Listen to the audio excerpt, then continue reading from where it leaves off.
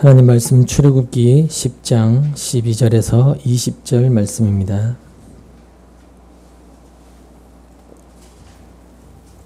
출애굽기 10장 12절에서 20절 말씀까지 제가 봉독해 올리겠습니다. 눈으로 귀로 같이 읽어주시면 되겠습니다. 주님께서 모세에게 말씀하셨다. 너의 팔을 이집트 땅 위로 내밀어라. 그러면 메뚜기 떼가 이집트 땅으로 몰려와서 우박의 피해를 입지 않고 땅에 그대로 남아있는 푸성귀를 모두 먹어 치울 것이다. 모세가 지팡이를 이집트 땅 위로 내미니 주님께서 그날 온종일 그리고 밤이 새도록 그 땅에 동풍이 불게 하셨다. 그 동풍은 아침녘에 메뚜기 떼를 몰고 왔다. 메뚜기 떼가 이집트 온 땅 위로 몰려와서 곳곳마다 내려앉았다. 그렇게 많은 메뚜기 떼는 전에도 본 적이 없고 앞으로도 결코 볼 수 없을 만한 것이었다. 그것들이 땅의 표면을 다 덮어서 땅이 새까맣게 되었다. 그것들이 우박의 피해를 입지 않고 남아있는 나무의 열매와 땅의 푸성귀를 모두 먹어 치워서 이집트 온 땅에 있는 들의 나무와 푸른 푸성귀는 하나도 남지 않았다. 그러므로 바로가 모세와 아론을 급히 불러들여서 말하였다. 내가 너희의 주 너희의 하나님께 죄를 지었다. 부디 이번만은 나의 죄를 용서하고 주 너희의 하나님께 기도하여 이 엄청난 재앙이 나에게서 떠나게 하여라. 모세가 바로에게서 물러나와 주님께 기도를 드리니 주님께서 바람을 가장 센 서풍으로 바꾸셔서 메뚜기 떼를 홍해에 몰아 넣으시고 이집트 온 땅에 메뚜기 한 마리도 남겨두지 않으셨다. 그러나 주님께서는 바로가 여전히 고집을 부리게 하셨으며 바로는 여전히 이스라엘 자손을 내보내지 않았다. 아멘. 기도하겠습니다. 하나님께서 하신 모든 일들이 우리와 연결이 되어 있습니다. 애굽에 행하신 일들과 이스라엘에게 행하셨던 그 일들을 우리가 성경을 통해서 배우고 또 알아가면서 지금 우리에게 하나님은 과연 어떤 분인가를 깨달아 알게 하셔서 우리가 신자된 모습으로 살아가는 것이 무엇인가를 깨닫는 이 복된 시간이 되게 하여 주시옵소서. 예수님의 이름으로 기도하옵나이다. 아멘. 우리가 계속 성경을 통해서 확인하고 있지만 하나님께서 애굽에 재앙을 내리실 때에는 어떤 재앙을 내리실 것인가 하는 것을 모세를 통해서 미리 말씀을 하게 하셨습니다. 그러니까 하나님께서 애굽에 어떤 재앙이 있을 것이다 이렇게 미리 예언을 하셨다고 할 수가 있습니다. 그래서 오늘 본문에서도 보면 하나님께서 동풍으로 메뚜기 떼를 몰고 오셔서 우박의 피해를 입지 않고 땅에 그대로 남아있는 푸성귀 즉 밭의 채소나 들에 있는 푸른 식물들을 모두 먹어치우게 하시는 그런 재앙을 말씀을 하고 계신데 이렇게 8째 재앙인 메뚜기 재앙도 하나님께서 모세를 통해서 바로에게 미리 말씀을 하셨다는 겁니다. 그리고 본문 앞에 있는 4절 이하의 말씀을 보시면 네가 나의 백성을 보내기를 거절하면 나는 내일 너의 영토 안으로 메뚜기 떼가 들어가게 할 것이다.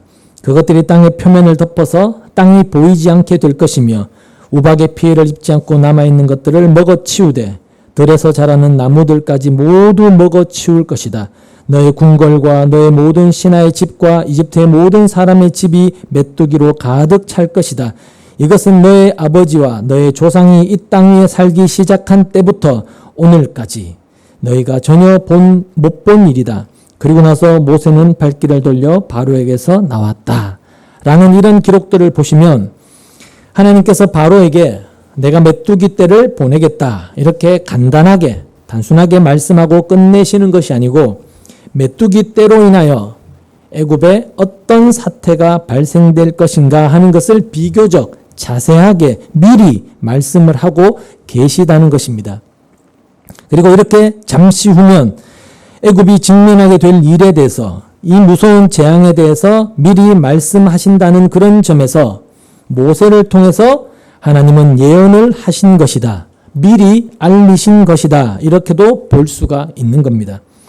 되어질 일을 미리 말씀하시고 그리고 하나님이 미리 말씀하신 그대로 일이 다 이루어졌다. 그것을 의미하는 것이죠. 그러니까 하나님께서 애굽에 되어질 일을 미리 말씀하시고 또 말씀하신 대로 일이 되어졌다. 이 이야기는 무엇이냐면 이 세상이 좁게 보면 애굽이 지금 하나님의 말씀 아래, 하나님의 관리 아래에 있다는 것이고, 그리고 넓게 보면 온 세상이 하나님의 관리 아래에 있다. 하나님의 다스림 아래에 있다. 이렇게 이야기할 수 있게 되어지는 겁니다. 하나님의 말씀대로 모든 것이 이루어진다. 그렇게 볼 수가 있다는 것이죠. 또 그렇게 본다면 이 세상 모든 일에 있어서 우연이라는 것은 없고 결국은 하나님의 다스림 안에 있는 하나님이 당신의 뜻과 계획을 따라서 일으키시는 하나님의 일이다. 그런 이야기가 되는 것입니다. 그리고 메뚜기 떼가 와서 우박 재앙에서 피해를 입지 않고 땅에 남아있는 식물들을 모두 먹어치워 버린다는 것은 아예 애굽에서 먹을 수 있는 어떤 곡식이나 채소 그 자체의 씨를 말려버리는 그런 재앙이지 않습니까? 그리고 그 어떤 재앙도 애굽은 사실 원한 적이 없습니다.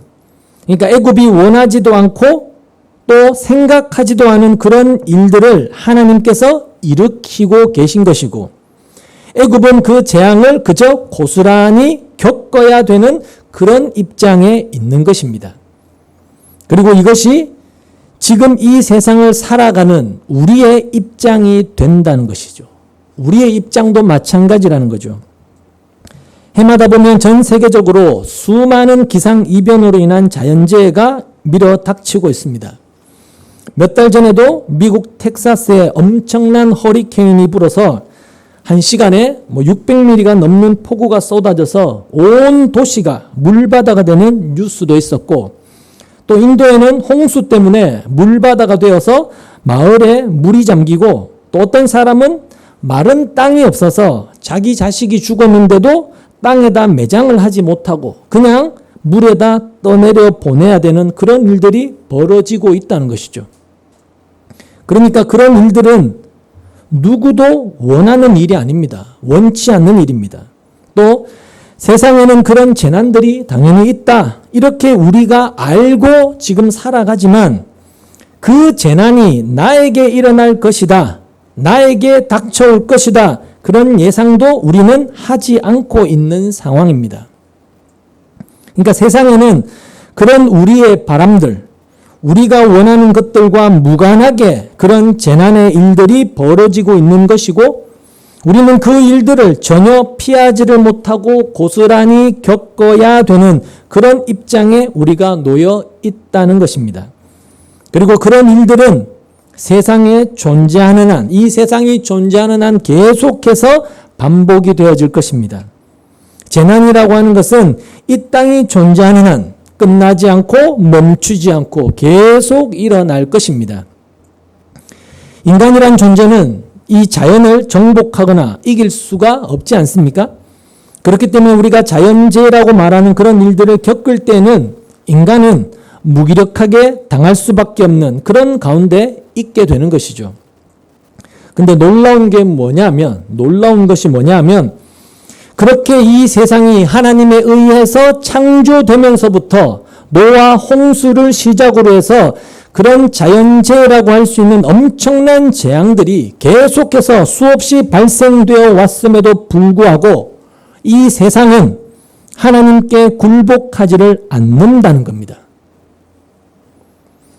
그리고 이 세상을 창조하신 하나님께서 관리하고 계신데 이 세상을 창조주 하나님께서 관리하고 계신데도 관리자를 통해서 내려지는 그런 재앙을 겪으면서도 이 세상은 사람들은 하나님께 굴복하지를 않는다는 것은 이 세상 마지막 날까지 결코 변하지 않을 것입니다. 어떠한 재난을 겪는다 할지라도 사건과 사고를 경험한다 할지라도 사람들은 하나님을 찾지도 않고 마음에 두지도 않고 굴복하지도 않을 거라는 거죠. 하나님께서 메뚜기 떼를 보내셔서 우박 재앙에서 남은 식물을 모두 먹어치우게 하시겠다고 말씀을 하셨고, 실제로 그 말씀대로, 예언대로 메뚜기 떼가 몰려와서 애굽의 곡식의 씨를 말려버렸다는 것은 하나님께서 미리 말씀하신 그 예언, 그 하나님의 말씀은 그냥 허투루 하는 그런 말이 아니다. 그런 의미가 되는 것입니다. 그냥 지나가면서 쓸데없이 내뱉는 그런 말이 아니고 실제로 되어질 너희의 현실이다. 반드시 그렇게 되어질 그런 말이다. 그런 뜻입니다. 그렇다면 신자된 우리는 나는 하나님 말씀을 믿는다. 이렇게 우리는 이야기를 합니다. 성경을 대하면서 이것은 하나님의 말씀이다. 말씀대로 하나님이 하신다. 그렇게 우리가 믿고 있지 않습니까? 그런데 우리가 하나님 말씀을 믿는다라는 그 믿는다는 의미가 뭐냐 하면 단순히 이 말씀대로 되어진 것을 나는 믿는다 라는 이런 의미가 아니라 말씀을 믿는다라는 의미는 이 땅을 살아가는 지금의 나의 현실이 하나님 말씀이 이루어지고 있는 현실이다. 즉 나에게 되어질 일이며 하나님이 실제로 일하시는 현장이다. 그걸 믿는 것을 하나님 말씀을 믿는 믿음이라고 한다는 것입니다. 그러니까 믿음이라는 것은 단순히 말씀대로 되어졌고 또 그런 일이 있었다는 것을 나는 믿는다. 이 성경에서 이야기하는 이런 일들이 실제로 일어났었다는 것을 나는 믿는다. 그걸 뛰어넘는 차원이라는 겁니다. 하나님 말씀이 실현되고 있는 것이 지금 나의 현실이다. 그게 담겨 있어야 믿음이라는 것이죠. 자, 그러면 성경은 분명하게 말씀하시기를 예수님은 반드시 이 세상에 다시 오실 것이고 다시 오시면 이 땅은 반드시 심판을 받는다라고 그렇게 말씀하고 있지 않습니까? 그게 성경이 이야기하는 바입니다. 그렇다면 그 말씀을 우리가 믿는다라고 한다면 거기에는 무슨 뜻이 담겨져 있어야 되는 겁니까? 다시 말해서 예수님의 재림을 믿고 예수님이 다시 오시면 이 땅은 심판을 받는다. 이걸 우리가 정말로 믿는다면, 이 말씀을 믿는다면 이 세상은 결국 예수님이 다시 오시면 끝장난다. 이게 우리의 믿음이라면 그 믿음 안에는 반드시 이 세상에서 내가 편하게 잘 사는 것이 중요한 것이 아닙니다라는 이 고백이 담겨 있어야 하는 것입니다. 단지 이 땅에서 편히 잘 사는 것이 중요한 것이 아니고 다시 오실 예수님을 기다리는 자로 살아가는 이것이 나에게는 중요합니다. 이게 담겨 있는 그런 진짜 믿음이 되어야 한다는 것입니다. 그게 바로 예수님이 다시 오심을 진짜로 믿는 그런 참된 믿음의 의미가 되는 것이죠. 그렇기 때문에 하나님 말씀을 믿는 신자는 예수님의 다시 오심을 기다리는 그런 사람이고 또 예수님의 다시 오심을 기다린다고 하는 것은 이 세상을 내가 장차 떠나야 될 곳으로 늘 바라본다는 것을 의미하는 것입니다. 이 땅은 내가 오래오래 머물 곳이 아니라 잠깐 있다가 떠나야 될 곳이다. 그게 선명해야 그게 믿음이라는 것이죠. 그런 점에서 믿음은 신자로 하여금 세상을 나그네의 심정으로 바라보게 한다. 그렇게 이야기할 수 있습니다. 믿음은 우리로 하여금 이 세상을 나그네의 심정으로 바라보게 한다. 나그네의 심정이라고 해서 뭐 갈 곳도 모르고 그냥 정처 없이 떠나가는 그런 심정, 그런 나그네의 심정이 아니고 내가 어디로 갈 것인가를 분명하게 알고 있는 겁니다. 내가 어디로 갈 것인가를 확실하게 알고 그곳이 이 세상보다 훨씬 좋은 곳이다. 그렇게 우리가 알고 믿고 있기 때문에 그 가게 될 그곳을 설레임으로 기다림으로 소망하는 그 나그네의 심정, 그렇게 살아가는 것이 말씀 안에서 이 땅의 현실을 제대로 보고 있는 신자다. 이렇게 이야기할 수 있는 것입니다. 그게 재림을 기다리고 있는 것이라는 거죠. 근데 우리가 이런 말을 들으면 어떤 세상에 대한 부담이 좀 줄어들거나 마음이 가벼워지는, 그리고 기쁘다, 어떤 이런 느낌보다는 오히려 뭔가 좀 마음이 무거워지기도 하고 뭔가 부담이 되는 그런 느낌이 든다는 겁니다. 세상을 나그네로 살아가는 것, 나그네 심정으로 살아가는 것이 예수님의 재림을 기다리는 신자의 참된 믿음의 모습입니다. 이렇게 이야기하면 좋다. 사실 솔직히 그런 마음이 선뜻 들지가 않는다는 것이죠. 그렇지 않습니까? 왜냐하면 우리가 이 땅을 바라보고 또 살아가고 있는 이 세상의 삶이 이 세상을 나그네 심정으로 바라보면서 그렇게 살아가고 있는 게 아니고 계속 이 땅에 붙어 있으려고 하는, 그래서 어떻게라도 이 땅에 좀 더 오래 머물고 싶은 그런 심정으로 사는 그런 나 자신이 보이기 때문에, 그런 내가 보이기 때문에 이런 말을 들어도 뭔가 부담이 되기도 하고 난 그렇게 지금 못 살고 있는데 라는 그런 느낌이 들기도 한다는 것이죠. 우리가 하나님의 말씀을 들으면 머리로는 그렇게 다들 생각을 합니다. 영원한 영광의 나라, 하나님 나라, 영원한 생명의 세계, 나 참 가고 싶다 라고 머리로는, 말로는 그렇게 생각을 하고 말을 합니다. 천국에 들어가고 싶다, 빨리 가고 싶다, 그렇게 생각하고 말도 하죠. 그리고 신자니까 당연히 본향을 그리워하면서 이 세상을 나그네로 살아야 한다, 이것도 머리로는 인정이 되는데 이 세상을 놓지 않으려고 하는, 집착하며 떠나고 싶어 하지 않는 그런 우리의 마음도 숨길 수가 없지 않습니까? 개똥밭에 굴러도 저승보다 이승이 낫다라는 그런 속담처럼 그래도 이 땅을 내가 놓고 싶지가 않다, 그런 마음, 세상에 붙들린 그런 마음은 우리가 어떤 일을 겪는다 할지라도 사라지지가 않습니다. 허리케인이 와서 온 도시를 물바다로 만들어버리고 내 살던 집이 무너지고 내 삶의 모든 터전이 다 무너진 그 절망적인 상태가 된다 할지라도 사람의 마음이라는 것은 그래, 이 위기를 이겨내자, 극복하자, 다시 일어나보자, 이렇게 생각을 하지 이 세상은 내가 떠날 곳이구나, 그렇게 생각하지를 않는 겁니다.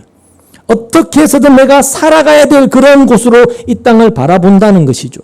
지진이 있고 홍수가 있고 어떤 재난과 사건과 사고를 겪어도 그럼에도 불구하고 사람은 이 세상을 떠날 곳으로는 좀처럼 여기지 않고 내가 살아가야 되는 곳, 내가 생존해야 되는 곳, 이렇게만 생각을 한다는 거죠. 근데 이것은 사실 인간의 한계입니다.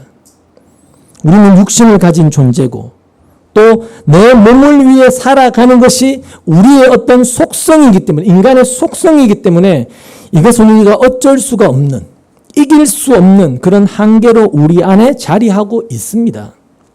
그렇기 때문에 신자가 할 수 있는 것은 예수님의 이름을 부르는 것밖에 없는 겁니다. 그게 우리가 할 수 있는 유일한 일입니다. 근데 그 예수님의 이름을 부른다는 것을 사람들이 자꾸 혼동을 합니다.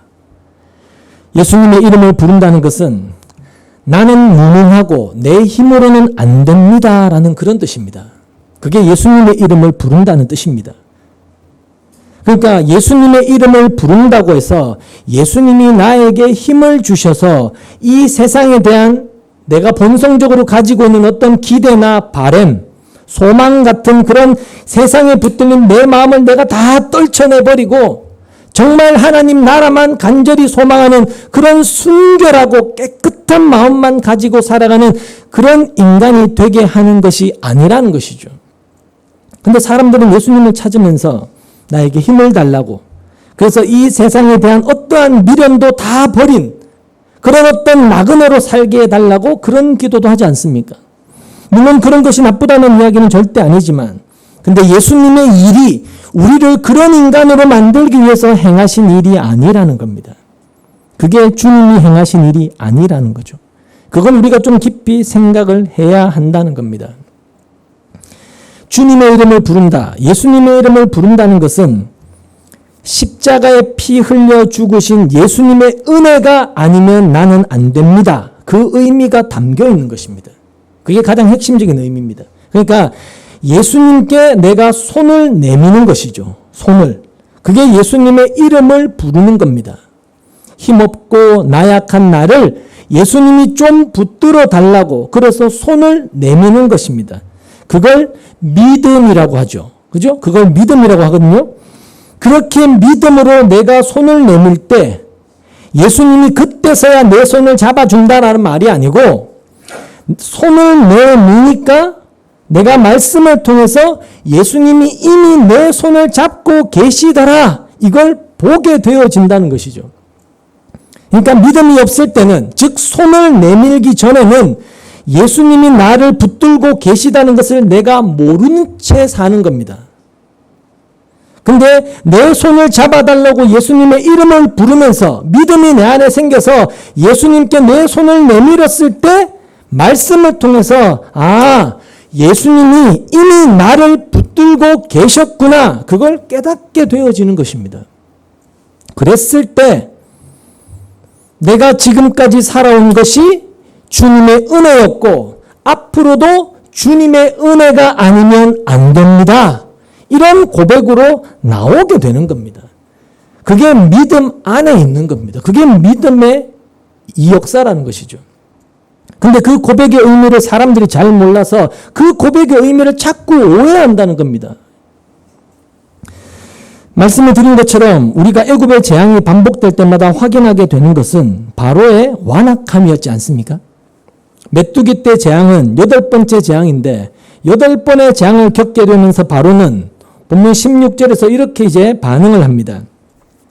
그러므로 바로가 모세와 아론을 급히 불러들여서 말하였다. 내가 너희의 주 너희의 하나님께 죄를 지었다. 부디 이번만은 나의 죄를 용서하고 주 너희의 하나님께 기도하여 이 엄청난 재앙이 나에게서 떠나게 하여라 라고 하면서 내가 너희의 하나님 여호와뿐만 아니라 또 너희에게도 죄를 지었으니까 내 죄를 이번만은 용서하고 이 엄청난 재앙에서 제발 나를 좀 건져달라고 이렇게 부탁을 하는 겁니다. 개역 개정에는 이 죽음만은 내게서 좀 떠나가게 해달라 이렇게 되어 있는데 바로가 이렇게 이야기한 것을 보면 메뚜기 때 재앙으로 인해서 들에 있는 모든 채소를 비롯한 곡식이 다 사라져버린 그런 절망적 상황에서 나는 이제 죽었다. 나는 이제 죽었다라는 아마 죽음이라는 것이 정말로 피부로 와닿았던 것 같습니다. 먹을 게 하나도 없으니까 이제 죽었구나라고 생각을 당연히 했겠죠. 그래서 18절에 보면 모세가 바로에게서 물러나와 주님께 기도를 드리니 주님께서 바람을 가장 센 서풍으로 바꾸셔서 메뚜기 떼를 홍해에 몰아 넣으시고 이집트 온 땅에 메뚜기 한 마리도 남겨두지 않으셨다라고 합니다. 바로의 요청대로 모세와 아론이 하나님께 기도하자 하나님께서 서풍으로 바꾸셔서 메뚜기 떼를 몽땅 다 홍해로 몰아 넣으시지 않습니까? 그 정도로 하나님이 하셨으면 바로도 이제 이스라엘을 붙들고 있는 것을 포기하고 보낼 만도 한데 또다시 마음이 바뀌는 겁니다. 또다시. 근데 그것도 역시 하나님이 하신 일이라고 그렇게 이야기를 한다는 것입니다. 20절에 보시면 그러나 주님께서는 바로가 여전히 고집을 부리게 하셨으며 바로는 여전히 이스라엘 자손을 내보내지 않았다. 이렇게 이야기합니다. 우리가 지금까지 애굽에 내린 재앙을 볼 때마다 주님께서 바로로 하여금 고집을 부리게 했다. 여호와께서 바로의 마음을 완악하게 하셨다라는 이런 말을 계속 들어왔습니다. 자, 그러면 여호와께서 바로의 마음을 완악하게 하지 않았다면 어떻게 되었을까요? 어떻게 되었을까? 이렇게 한번 뒤집어서 생각해 보시죠. 하나님께서 바로의 마음을 완악하게 하시지 않았다면 바로가 어떻게 됐을까? 하나님이 바로의 마음을 완악하게 하지 않았다면 바로가 어쩌면 이스라엘을 내보냈을 가능성도 있지 않겠습니까? 어쩌면. 근데 바로 그런 것 때문에 여호와께서 바로의 마음을 완악하게 하셨다라는 것에 대해서 자꾸 의문이 좀처럼 해결이 되지 않는 것입니다. 무슨 말이냐면 하나님께서 바로의 마음을 완악하게 하시지 않았다면 바로가 이스라엘을 내보냈을 수도 있는데 근데 바로의 마음을 완악하게 하셨기 때문에 이스라엘을 내보내지 않았다면 이스라엘을 보내지 않는 것이 바로의 책임이 아니고 하나님이 하신 일이 아니냐, 이런 생각 때문에 그럼 바로가 너무 불쌍하지 않냐, 억울하지 않냐, 이런 생각이 자꾸 남게 된다는 것이죠. 그럼 이런 우리의 생각대로, 우리가 생각한 대로 만약에 바로가 이스라엘을 자기 생각대로, 자기 말대로 내보냈다고 합시다. 바로가 이스라엘을 내보냈습니다. 자, 그러면 지금의 결과와 달라질 것이 뭘까요? 바로가 이스라엘을 내보냈다면 뭐가 달라질까요? 일단 이스라엘을 내보냈으면 애굽의 재앙이 멈췄을 수도 있겠죠. 그걸로 재앙은 종결이 될 수 있을 겁니다. 근데 바로에게는, 바로 자신에게는 그게 전부입니다. 바로 자신에게는 재앙이 멈춘 그게 전부지 그 외에 다른 것이 없습니다. 재앙이 끝났다, 그게 바로에게는 전부일 뿐입니다. 무슨 말이냐면 이스라엘을 내보냈다고 해서 그것이 바로의 구원을 의미하는 것이 아니라는 겁니다. 즉 바로는 구원과 아무 상관이 없는 겁니다. 또 하나님은 지금 바로에게 초점을 두고 계신 것이 아니고 이스라엘에게 초점을 두고 계신 것입니다.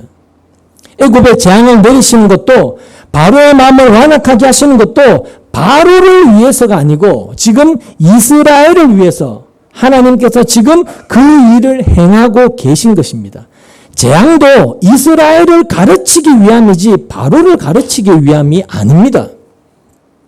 그럼 사람들이 생각하는 대로 하나님께서 바로의 마음을 완악하게 하셨기 때문에 애굽의 재앙이 겪게 되었고, 마치 그것은 하나님의 정당하지 않는 그런 모습처럼, 그런 처사처럼 불의한 처사라고 그렇게 여겨진다면, 그러면 애굽이 지금까지 재앙을 받지 않고 부강하게 잘 살아온 것은 그럼 어떻게 생각을 해야 될까요?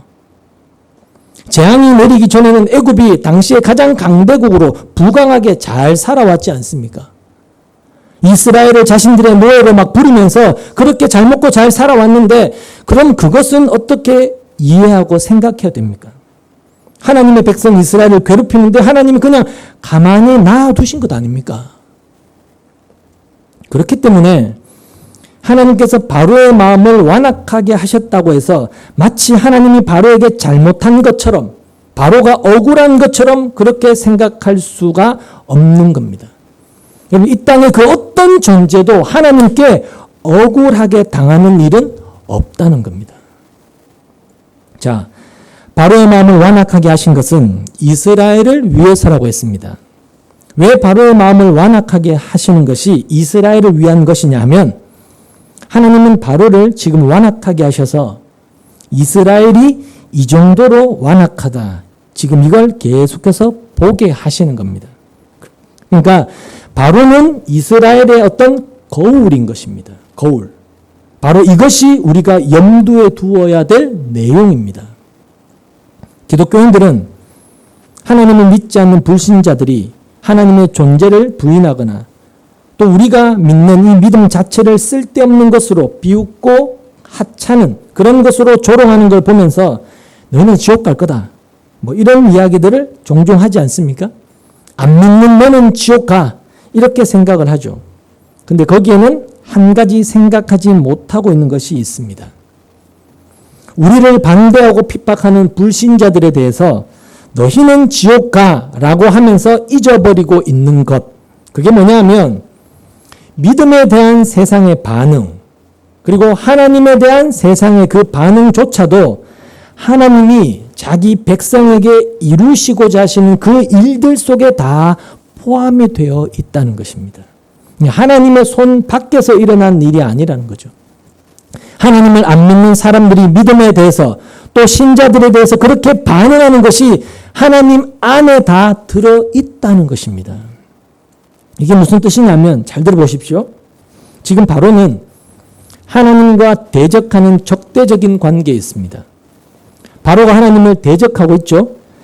하나님에 대한 바로의 이런 적대적인 마음은 모세가 처음 바로에게 와서 이스라엘을 내보내라라는 하나님 말씀을 전했을 때 바로가 했던 반응을 통해서 이미 다 드러났습니다. 첫 번째 반응이 뭐였나요? 주가 누군데? 그 하나님이 누군데? 여호와가 누군데였지 않습니까? 그러니까 바로의 그런 반응이 이미 바로라는 존재는 하나님을 대적하는 존재다라는 것을 나타내 보이신 것입니다.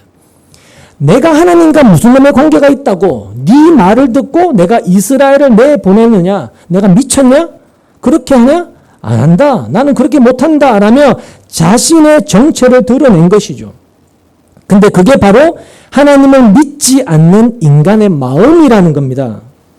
그렇게 여호와가 누군데 그렇게 반응하는 것이 하나님을 믿지 않는 인간의 마음이라는 것이죠. 나는 하나님과 무관해. 그런 속성인 것이죠. 이런 속성이 바로 지금 하나님을 부인하는 사람들의 속성과 똑같다는 겁니다. 이처럼 하나님을 대적하는 인간의 마음이라고 하는 것이 바로가 모세를 만남으로써 드러나게 된 것입니다. 내 속에 뿌리 깊게 내려있는 하나님에 대한 적대적인 그런 마음이 모세를 통해서 하나님 말씀을 들으면서 이제 드러나게 된 것이죠. 이게 인간의 마음이다 라는 것이 드러나게 되는 것이죠. 그것이 인간의 본래 마음이라면 그러면 이스라엘도 예외가 아니라는 뜻이 됩니다. 이스라엘도 예외가 아니라는 거죠. 그게 중요하단 말입니다. 그래서 하나님께서 지금 계속해서 일을 행하고 계시는 것은 이스라엘에게 지금 이걸 나타내 보이고 계신 겁니다. 그러니까 하나님을 대적하려고 하는 인간의 그 본성, 그 본성이 이스라엘 너희에게도 있다라는 것이죠. 똑같은 인간이니까. 바로뿐 아니라 너희에게도 있다는 거죠. 근데 이스라엘이 그걸 인정을 하냐? 안 한다는 겁니다. 안 해요. 인정하지 않습니다. 왜 안 할까요? 자기들은 조상 때부터 이스라엘은 하나님을 믿어왔으니까 인정할 수가 없는 겁니다. 쉽게 말하면 모태신앙이에요. 모태신앙이란 말입니다. 모태신앙인데 그래서 평생토록 나는 교회를 다녔고 하나님을 섬기고 제사하고 예배드리고 헌금도 하고 이것도 바치고 저것도 바치면서 그렇게 살아왔는데 그런 내가 하나님을 대적하는 존재라고? 그걸 인정하지 않는다는 것은 여러분 어떻게 생각하면 지극히 당연하지 않겠습니까? 여러분 모태신앙으로 계속 교회를 열심히 다니고 열심히 신앙을 하신 분들에게 당신이 가지고 있는 믿음은 참믿음이 아니야. 당신은 하나님을 알지 못하고 십자가의 은혜를 알지 못해 이렇게 말하면 그 사람이 인정하겠습니까? 무슨 개소리냐고 이야기 당연히 하겠죠. 그걸 인정하지 않는 것이 지극히 당연한 것이죠. 이스라엘이라는 그 종교의 세계 안에서는 지극히 당연한 겁니다. 기독교적인 문화 안에서 계속 살았던 사람에게는 지극히 당연한 거예요. 근데 그것이 실제로는 이스라엘 자신도 하나님을 대적하는 그런 존재임을 그들이 보지 못하고 있는 것 뿐이라는 것이죠. 그런 이스라엘의 실체를 바로의 마음을 완악하게 하셔서 너희도 바로와 똑같지 않느냐? 이스라엘을 보내지 않는 그런 완악함을 드러나게 하시면서 너희도 이 세상 것, 너희가 소유라고 주장하면서 놓지 않고 꼭 붙들고 있는 것들이 있지 않느냐? 그걸 계속 보게 하시는 것이죠. 물론 이스라엘은 지금 하나님의 그런 의도를 전혀 모릅니다. 우리도 모르는 것처럼 알 수가 없죠. 그래서 광야 생활을 하면서 그들 또한 바로와 다를 바 없이 하나님을 대적하는 그 완악한 존재일 뿐이었다는 것이 고스란히 폭로가 되는 것입니다. 폭로가. 하나님에 대한 원망과 불만과 애굽을 그리워하는 자기들 뜻대로 되어지지 않을 때 어떻게 반응하는지 하나님 앞에서 그걸 보게 하시는 겁니다. 그걸 보게 하시면서 봐! 똑같잖아! 이걸 드러내시는 거죠. 그리고 오늘 우리는 예수를 믿는 자로서 복음 안에 있는 자로서 그 내용을 지금 보고 있는 거예요. 이스라엘과 바로에 대한 그 모든 이야기를 우리가 지금 보고 있는 겁니다. 자, 그러면 우리가 예수님을 알고 믿는 자로 이 내용을 보고 있다면 참 복이신 그 예수, 그 복 받은 자로 이 내용을 보고 있다면 우리는 저들과 달라야 한다는 겁니다. 예수님을 이미 본 자들이니까, 이미 복 받은 자들이니까 이스라엘과는 바로와는 달라야 한다는 거죠. 어떻게 달라야 되느냐? 나에게 복음이 오기 전에, 즉 예수님을 알기 전에 내가 어떤 사람이었는가 하는 것을 바로를 보면서, 이스라엘을 보면서 생각해야 한다는 것입니다. 복 받기 전에 내가 어떤 사람이었던가 하는 것을요. 본문을 보면 지금 바로는 메뚜기 때 재앙을 겪으면서 내가 너희와 너희 하나님께 죄를 지었다 이렇게 이야기하고 있어요. 내가 너희와 너희 하나님께 죄를 지었다 이렇게 이야기하고 있지만 그게 진심으로 자기 죄를 깨닫고 뉘우치고 있는 것은 아니었지 않습니까? 아니잖아요. 그게 회개가 아니었지 않습니까? 바로는 지금 자신이 죄를 지었다고 이야기하지만 사실은 재앙을 내리고 있는 하나님에 대해서 분노하는 그런 마음을 감추고 있을 거라는 거죠. 그렇지 않겠습니까?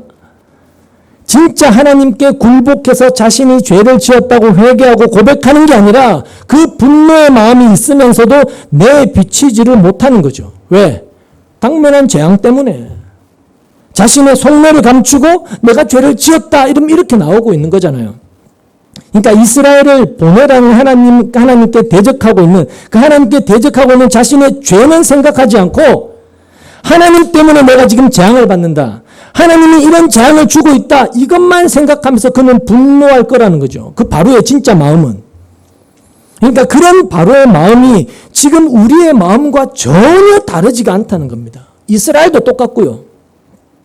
하나님을 대적하는 죄. 그러니까 바로가 내가 여호와를 대적했구나. 그렇게 자신의 죄를 생각을 한다면 내가 지금 어떤 재앙을 받는다 해도 이 재앙은 당연하다. 이렇게 나와야 됩니다.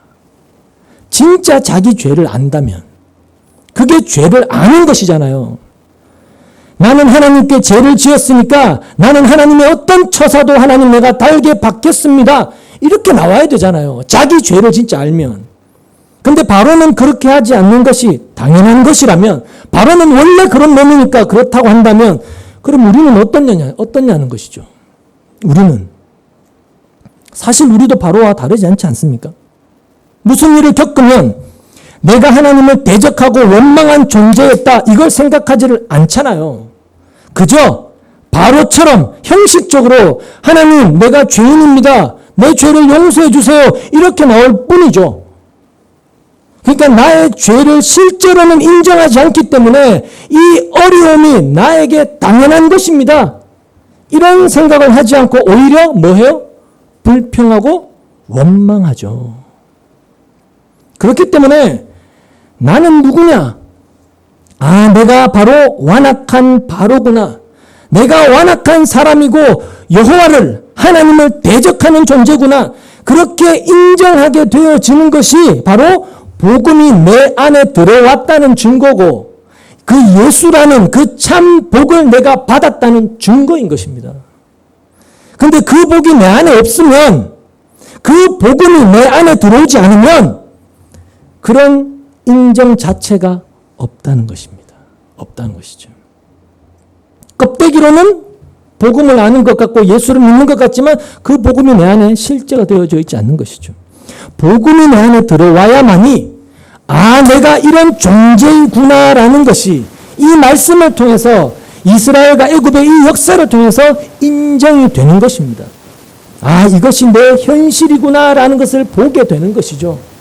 신자가 그런 고백을 하게 되어진다는 겁니다.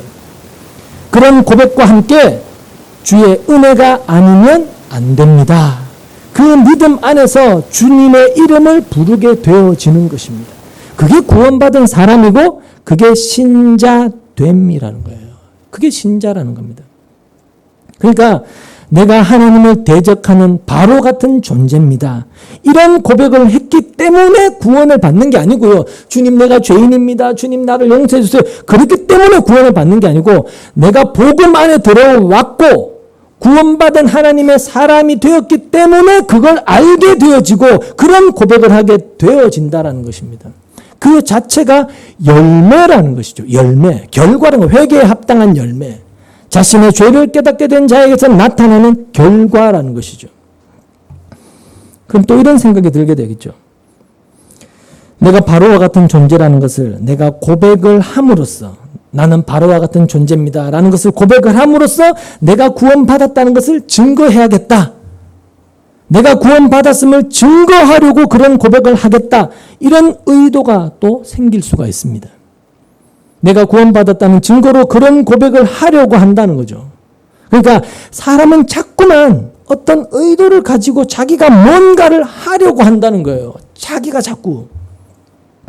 하지만 여러분, 믿음이라고 하는 것은 나에게 어떤 믿음이 있고 어떤 믿음의 그 내용이 내 안에 들어와 있기 때문에 자연적으로 나타나는 것이 믿음인데, 우리는 그걸 자꾸 무시한 채 늘 내가 뭔가를 해서 나의 믿음을 증명하려고 하는, 자꾸 그런 쪽으로 가기가 쉽다는 것이죠. 그게 인간의 속성이라는 겁니다. 이걸 우리가 늘 간파를 해야 한다는 것이죠. 아, 그게 그런 거였구나라고. 그래서 이런 인간의 속성을 우리가 제대로 이해하지 못하면 내가 뭔가를 해서 나의 나됨을 증명하려고 하는 그 자체가 인간의 악함이라는 것을 보지 못하고, 오히려 그게 믿음인 것처럼, 좋은 신앙인 것처럼 그렇게 생각해 버릴 수가 있는 것이죠. 그래서 믿음을 경쟁하지 않습니까? 경쟁. 그래서 여러분은 인간이 왜 악한지, 뭐가 악한 것이고 뭐가 여호와를 대적하는 것인지, 이런 것을 말씀을 통해서 잘 진지하게 확인하셔야 되는 겁니다. 여러분, 진심으로 구원 안에 있는 신자라면, 구원받은 신자라면 예수님의 십자가 은혜, 그게 우리의 구원이지 않습니까? 따라서 그 십자가 은혜를 소유한 자는 반드시 나는 바로와 같은 그런 존재입니다라는 그 고백이 나오게 되어 있다는 것입니다. 왜냐하면 나는 바로와 같은 이런 완악한 존재입니다라는 이런 고백을 하게 되고, 또 주님의 이름을 부르는 나는 주님으로 인해 존재하는 주님의 소유입니다라는 이런 고백들은 절대로 내가 만들어낼 수 있는 고백이 아니거든요. 나로부터 나올 수 없는 고백이고, 오직 예수님의 그 붙드심 가운데서만 나올 수 있는 고백이니까, 아, 이런 고백이 나에게, 이런 고백이 있는 것은 나는 내 것이 아니라 나는 주님의 것이고, 그래서 주님의 관리 아래, 다스림 안에 내가 있다, 이걸 알게 되는 것이죠. 그게 믿음의 세계인 것입니다. 그런 고백 자체가 있다는 것이, 하나님은 바로 그 일을 지금 이스라엘에게 행하고 계신 것이라는 거죠. 바로가 이스라엘을 자기 소유로 자꾸 그렇게 고집을 부리면서 놓지 않으려고 하는 그런 완악함이 이스라엘 너희들에게도 그대로 들어있다, 이걸 보게 하시는 그 작업을 지금 하나님이 계속 해가고 계신 것이라는 거죠. 그리고 그런 자신의 실체를 이스라엘이 진짜로 보게 된다면, 그들이 나중에 약속의 땅에 들어가게 되었을 때 그 모든 것을 자신의 공로로 여길까요? 자신의 행함에 대한 결과로 인정할까요? 그렇지 않습니다. 오직 하나님의 은혜였음을 감사하고 찬송하게 되는 것입니다. 그게 하나님의 참 백성인 이스라엘 다움이라는 거예요. 이스라엘 됨이라는 것입니다. 신자된 우리를 바로 그런 자들로 지금 만들고 계시다는 것이죠. 우리의 인생과 이 역사를 통해서요. 지금 바로는 이스라엘을 보내지 않는 것 때문에 재앙을 겪고 있는 것처럼 보이지만, 실제로는 그 이유가 아님을 알아야 됩니다. 재앙을 겪는 이유가 이스라엘을 보내지 않는 것 때문이다, 이렇게 보게 되면 이야기한 대로 바로의 입장에서는 억울하고 답답할 수밖에 없죠. 왜냐하면 아까 이야기한 대로 하나님께서 바로의 마음을 강팍하게 하셔서, 완고하게 하셔서 지금 안 보내는 것이니까 바로의 입장에서는 억울할 수밖에 없는 것이죠. 하지만 지금 애굽에 내리는 재앙은 이스라엘을 위해서입니다. 그러니까 애굽과 바로에게 단순히 벌 주려고 지금 재앙이 있는 것이 아니고요, 이스라엘을 위해서 재앙을 하나님이 일으키시고 계신 거예요. 재앙을 일으키면서 자연재해를 겪게 하면서 이스라엘이 포기하지 않는 그 바로의 근성, 그 완악한, 그걸 통해서 이스라엘을 가르치고 계신 것입니다. 그걸 통해서 은혜의 의미가 무엇인지, 그러한 완악함에도 하나님이 베푸신 은혜가 무엇인지를 알게 하시는 그것이 이 재앙을 내리시는 하나님의 뜻이란 말입니다. 왜냐하면 여러분, 이스라엘이라는 존재, 그 하나님 백성이라는 존재, 여기는 우리도 포함이에요. 이스라엘이라는 존재, 하나님의 백성이라는 존재는 다른 민족과 비교해서 월등한 어떤 특출함이 있는 민족이 아니라, 자꾸 그렇게 착각해요. 예수 믿는 사람들이 하나님 믿는 사람이고 예수 믿는 사람이가 세상 사람보다 더 잘나야 된다고 자꾸 세상적인 조건으로 특출남을 자꾸 생각을 하는데 그런 게 아니라 그게 다름이 아니라 자신들이 믿고 섬기고 있는 그 하나님, 그 하나님의 은혜를 아는 존재를 이스라엘, 하나님 백성, 신자 이렇게 이야기하기 때문입니다. 받은 바 은혜를 아는 자, 아는 백성. 그렇기 때문에 이스라엘을 이스라엘 되게 하시려면 은혜를 알게 하셔야 돼요. 그렇잖아요. 그리고 은혜를 알게 하시려면 자기들이 바로와 같이 똑같이 완악한 존재라는 것, 여호와 하나님을 한결같이 대적하고 있는 존재라는 걸 알아야 돼요. 알아야 되잖아요. 자신의 실체를 알아야 되잖아요. 바로 그 일을 지금 하나님이 하고 계신 것입니다. 완악한 바로와 애굽의 재앙을 갖다 퍼부으시면서 이스라엘을 이스라엘 되게 하셔서 하나님의 그 은혜를 고백하게 하심으로써 하나님께 찬송과 영광이 되게 하시는 그 일, 이런 하나님의 일에 지금 이스라엘과 바로와 애굽이 다 들어가 있는 것이라는 거죠. 그게 우리가 살아가는 이 모든 세계가 우리를 그런 자로 만들어내기 위해서 하나님이 지금 행하고 계신 일들로 보시란 말입니다. 이런 하나님의 일하시면은 오늘 이 시대에도 우리가 자연재해라고 말하는 그 모든 것들이 다 포함이 그래서 되어 있는 것입니다. 우리가 지금 우리가 사는 데는 허리케인도 안 겪고 인도와 같은 그런 대홍수 같은 그런 대형 재난이 없으니까 지구촌 곳곳에서 일어나는 그런 재난과 나는 무관하다, 우리는 무관하다, 그냥 이렇게 생각될지 모르겠지만 그냥 혀를 차고 아이고 안타깝다, 아이고 마음이 아프네, 이 정도일지 모르겠지만 사실은 그런 일들 하나하나가 우리에게는 지금 나는 하나님께 심판받아 마땅한 존재다라는 그런 징조로 보이고 계시다는 것입니다. 그 모든 것이 징조라는 걸 아셔야 돼요. 너는 심판받아야 될 존재다. 이렇게 우리 자신을 보게 하시는 것이라는 거죠. 왜냐? 여러분, 날마다 우리도 하나님을 대적하고 원망하는 그런 존재로 살아가고 있지 않나요? 그런 완악한 존재로 살아가잖아요. 내 뜻과 다른 어떤 결정과 선택과 어떤 일들이 발생되면 당장 하나님께 우리가 쌍심지 켜잖아요. 하나님 왜 이러십니까? 말로는 하나님의 선하심과 인자하심을 믿는다지만 그 선하심이 내가 생각하는 선으로 다가오지 않고 내 느낌의 악으로 여기지면 우리는 하나님에 대해서 삿대질을 하잖아요. 그걸 하나님께 대적이라고 하고 완악이라고 한단 말입니다. 우리는 본성을 따라서 살잖아요. 내 감정, 내 욕심, 자기 주장, 자기 자존심을 따라서 선택하며 살지 않습니까?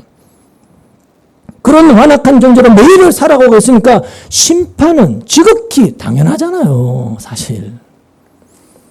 근데 복음이 들어오지 않는 사람은 자신이 그렇게 심판받을 존재라는 것을 도대체 인정하지 않으려고 하고요. 그렇게 자기를 보지 않으려고 하고 복음이 들어오게 되니까, 예수를 알게 되니까 그것을 인정하게 되어지더라는 것입니다. 에스겔서 2장 3절을 한번 찾아보시죠. 에스겔서 2장 3절입니다.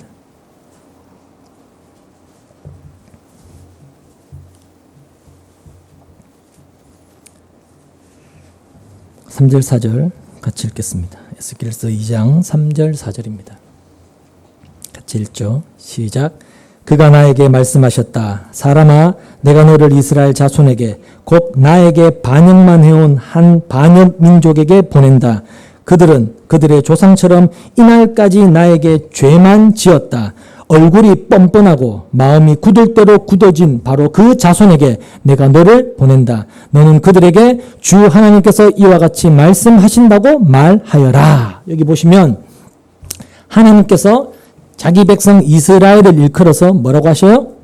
얼굴이 뻔뻔하고 마음이 굳을 대로 굳어진 자, 이렇게 말씀하십니다. 평가를 그렇게 하세요.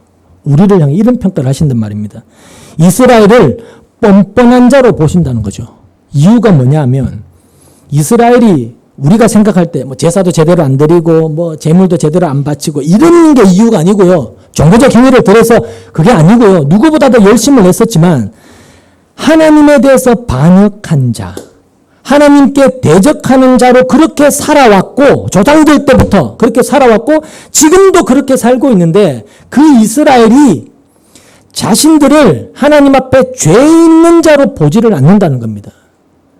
자기들이 하나님 앞에 죄 지은 자로 보지를 않고 오히려 자기들은 하나님을 잘 섬기고 있는 자, 여호와를 믿는 자로 자신들을 본다는 거예요. 그러면서 요구하는 게 하나님께 뭘 요구해요?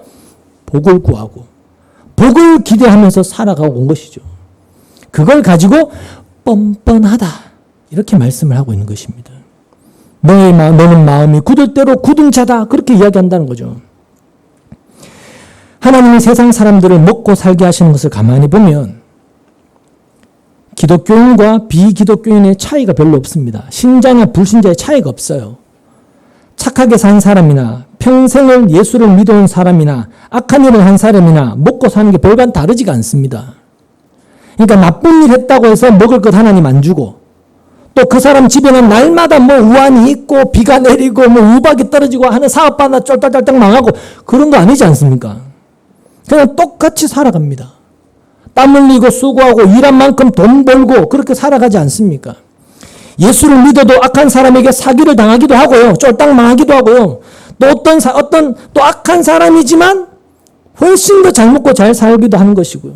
그게 이 세상 일이란 말입니다. 그러니까 이건 우리가 어떻게 이해를 해야 되느냐는 겁니다. 신자라면 불신자보다 좀 더 잘 되고 좀 더 잘 먹고 잘 살아야 되는 것 아니냐.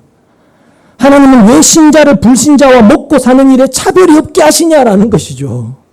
먹고 사는 문제가 하나님 보시기에는 별로 그렇게 중요한 문제가 아니라서 그렇게 하시는 것이냐?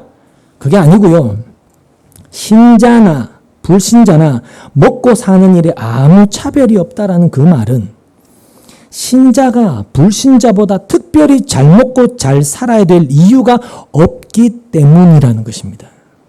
이유가 없습니다. 너희가 이 땅에서 잘 먹고 잘 살아야 될 이유가 뭐냐? 하나님이 이렇게 우리에게 물어보시면 우리가 뭐라고 대답을 해야 되겠습니까? 우리가 잘 돼야지 믿지 않는 자들이 우리 보고 예수 믿을 거 아닙니까? 이렇게 이야기하랍니까? 이렇게 물어보시면 우리가 뭐라고 대답하고 그리고 하나님께서 너희가 특별히 잘 살아야 될 그런 일을 네가 한 적이 있냐? 그렇게 우리에게 묻는다면 여러분은 또 무슨 말로 대답하시겠습니까?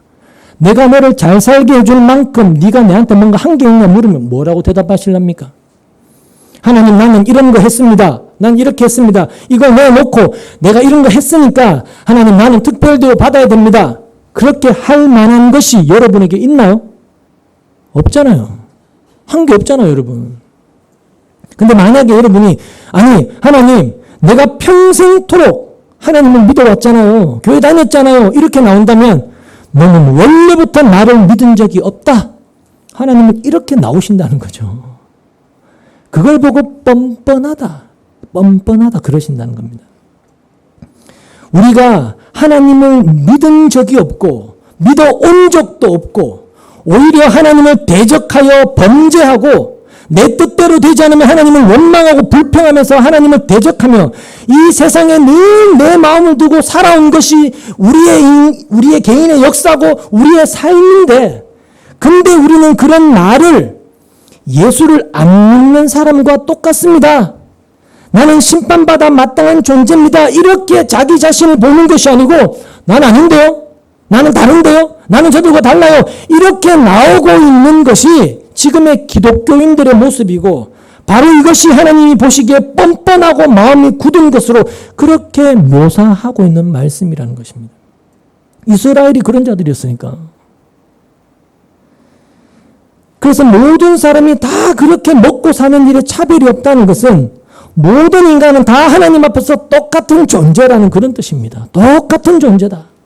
그렇게 똑같은 인간들 속에서 하나님은 자기 백성을 택하셔서 아, 내가 여호와를 대적한 존재구나라는 자신의 실체를 보게 되는 그 고백이 나오게 하심으로써 그들에게는 이 땅의 것과는 비교할 수 없는 가장 좋은 하늘의 것을 주신다는 것입니다. 그게 하나님의 말씀, 하나님 말씀이 말씀하시는 바지 않습니까? 그래서 하나님 백성의 백성다움, 이스라엘의 이스라엘다움이 뭐냐 하면 뭐 남다른 좋은 일을 많이 한 것 이게 아니고요. 자신의 뻔뻔함을 아는 겁니다. 뻔뻔함을. 그게 진짜 이스라엘다운 겁니다. 자기 실체를 하는 거죠. 하나님은 이스라엘에게 바로 그걸 가르치시기 위해서 지금 바로를 세우고 바로의 마음을 완악하게 하셔서 그런 완악함으로 여호와를 대적하는 그런 모습을 보이게 하시는 것이죠. 거기에 봐라, 이게 너희의 모습이다, 너의 실체다, 너희가 이런 자다, 그런 하나님의 외침이 들어가 있단 말입니다. 들어가 있다는 거죠. 결국 하나님은 바로를 세워서 하나님의 은혜가 무엇인지를 전하고 계신다, 이렇게 보시면 되는 거죠.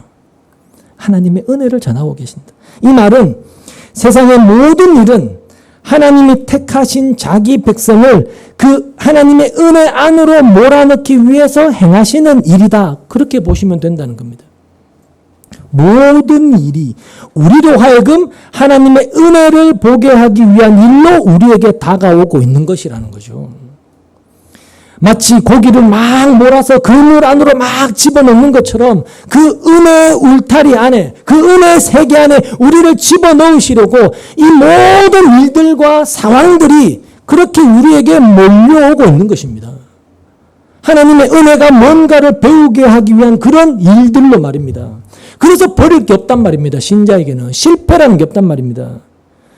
그래서 세상에서 일어나는 그 하나님의 일하심 속에서 하나님의 은혜를 본다는 것은 바로 성령을 받은 사람, 구원받은 사람에게서만 기대할 수 있는 하나님의 능력이고 기적이다, 그렇게 이야기가 되는 것이죠. 어떻게 이 세상에 일어나는 그 수많은 일들, 그 일들이 다 하나님의 일하심 가운데 있는데 그 하나님의 일하심 속에서 하나님의 은혜를 본다는 것은 인간으로서는 만들어낼 수 없는 것입니다. 오직 성령 받은, 구원받은 하나님의 백성들에게서만 기대할 수 있는 하나님의 일하심이고 능력이고 기적이다, 그렇게 이야기가 되는 것이죠. 여러분, 사실 바로가 모세를 만나서 내가 죄를 지었다, 그러니 이번만 용서해라, 이렇게 이야기하는 것을 보면 사실 우리가 하나님께 나와서 주님 내가 죄인입니다 라고 하는 것과 전혀 별반 다르지 않지 않습니까? 기독교인들이 나는 죄인입니다 이런 말 너무 많이 잘하지 않습니까? 근데 그런 말을 했다고 해서 신자인 것은 아니라는 겁니다.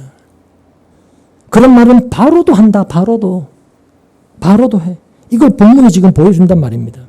죄인이라고 하면서도 사실은 자기 안에 의도하는 바가 있는 거잖아요. 그잖아요. 죄인으로서 내가 심판받아 마땅하다라는 걸 고백함으로써 뭔가 의도가 있는 거예요. 자기 의도가. 죄인이라고 고백함으로써 하나님으로부터 뭔가 얻어내려고 하는 그런 어떤 이 땅에 대한 집착이고 마음이죠. 바로는 메뚜기 떼 장에서 벗어나려는 의도로 내가 죄인이다, 이번만 용서해라, 그런 말을 하고 있는 것인데, 그런 바로의 의도를 우리가 좀 잘 생각해 본다면, 우리가 입만 열면 고백하는 주님은 죄인입니다, 죄인입니다라는 그런 말을 한다고 해서 진짜로 신자로 드러나는 것은 아니라는 것, 신자됨의 증거는 아니라는 것을 우리가 한번 생각해 볼 필요가 있다는 것이죠. 그래서 우리가 믿음 안에 있다고 했을 때, 우리가 믿음 안에 있는 자라고 했을 때, 그 믿음이 우리로 하여금 세상의 모든 걸 내려놓게 한다, 그렇게 생각하시면 그건 큰 오해입니다. 그렇게 생각하니까 자꾸 믿음에 대해서 혼란이 오는 거예요. 자기 믿음에 대해서. 난 예수를 믿는 것 같은데, 난 예수를 믿는 사람인데 왜 세상에 이런 것들을 내려놓지 못하지? 늘 세상에 집착하지? 내 믿음은 가짜인가? 그러면서 자꾸 갈등에 빠지는 겁니다. 하지만 여러분, 믿음이라는 것은 하나님의 은혜를 보고 의지하게 하고 그 은혜를 인정하게 하는 것이지, 세상에 대한 집착을 다 끊어버리게 하는 것이 믿음이 아닙니다. 그런 세상에 대한 집착이 있는 가운데서, 끊임없이 세상에 대해서 집착하는 그런 가운데서, 아, 내가 여호와를 대적하는 존재구나, 내가 주님을 늘 배반하는 존재구나, 이걸 보게 하시면서, 그런 나 자신을 보게 하시면서 그 은혜 안으로 몰아가신다, 그렇게 보시면 되는 거예요. 그렇게 은혜 안으로 점점 더 깊이 들어가서 그 은혜가 내 안에 굳건히 서 있을 때 비로소 세상에 대한 집착이 다 끊어지고 이 세상을 내가 떠날 곳으로 비로소 바라보게 되어질 그런 때가 있다는 것이죠. 그렇게 조금씩 뭔가 그 은혜의 세계로 우리가 들어가는 걸 느끼게 되어지는 것입니다. 그게 신자로 살아가는 거예요. 그럼에도 여전히 세상에 대해서 집착하는 나를 보게 되었을 때, 이런 말씀을 들었지만 그래도 현실 속에서는 여전히 세상에 집착하는 나를 보게 되었을 때, 나는 이런 존재일 뿐이고, 그래서 날마다 주님의 은혜로만 살아간다. 은혜가 아니면 나는 하루도 살아갈 수 없는 존재구나. 그렇게 은혜에만 붙들리게 하는 것이 하나님의 일하심이라는 것입니다. 하나님 그 일을 하신단 말입니다. 그래서 우리에게 주의 은혜가 시작되었다는 것은, 저와 여러분의 안에 은혜가 시작되었다는 것은 내가 나를 어떤 존재인가로 인정하게 되어지는 것입니다. 그게 은혜가 시작된 증거입니다. 은혜에 대한 새로운 시각, 새로운 시작이 열리는 것이죠. 세상에서 잘 되는 그런 게 은혜가 아니고, 지금까지 주님의 손이 나를 붙들고 계셨고 그 붙드심 때문에 내가 이 자리에 나왔다는 것을 보게 되면, 이것이 은혜구나. 이게 내가 은혜를 입은 증거구나.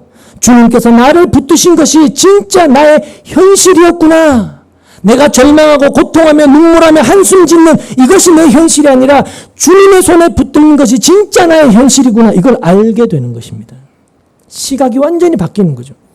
그래서 하나님이 나를 택하시고 나에게 동행하시고 나를 인도해 가심으로써 그 은혜의 세계가 나의 영원한 영광으로 다가오고 그 세계에 들어가게 되는 이것이 나의 소망으로 다가오게 되면, 우리도 사도 바울처럼 비로소 그렇구나.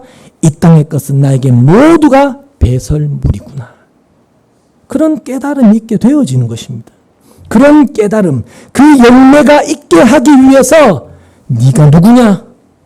네가 어떤 존재냐? 라는 것을 자꾸만 보게 하시는 거란 말이에요. 우리 실체를 자꾸 보게 하시는 거예요. 내가 바로라는 것을 알게 하시고, 그러나 십자가로 나를 데리고 가시는 겁니다. 십자가 앞에 세우셔서 내가 예수 죽인 존재구나. 그런 나를 주의 피가, 십자가가 구원하셨구나. 그 고백이 있게 하시는 겁니다. 그게 하나님의 일하심입니다. 그 고백을 통해서 이 세상에 하나님이 누구신가, 하나님의 은혜가 무엇인가를 증거하게 하시는 것이죠. 우리를 통해. 메뚜기가 남은 곡식을 다 먹어치워 버렸다면 이 세상에는 희망 둘 것이 아무것도 없다는 그런 뜻입니다. 다른 뜻이 아니고.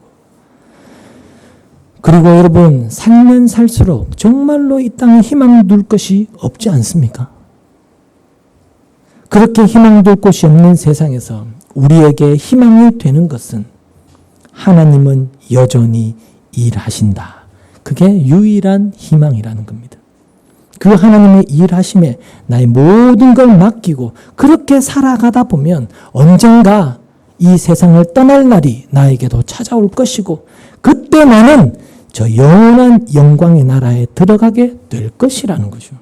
그 소망 하나로 주님이 나의 모든 것이 되어주심에 감사함으로 살아가는 것, 그 소망 하나로 주님이 나의 주가 되어주심, 나의 모든 것이 되심에 감사함으로 살아가는 것, 이게 바로 신자의 복됨입니다. 복됨. 이 복됨을 알고 내가 바로와 같은 완악한 존재구나. 나를 제대로 보게 됨으로써 그 복으로 나아가게 되는 것, 그 복됨을 알고 그 복됨으로 자꾸만 나아가게 되는 것, 이것이 바로 우리가 걸어가야 될 믿음의 여정이라는 것을 기억하시고, 그런 믿음으로 인한 주의 은혜와 복됨을 부디 누리시고 감사함으로 여러분의 인생을 살아가는 우리 모두가 되기를 소망합니다. 기도하겠습니다.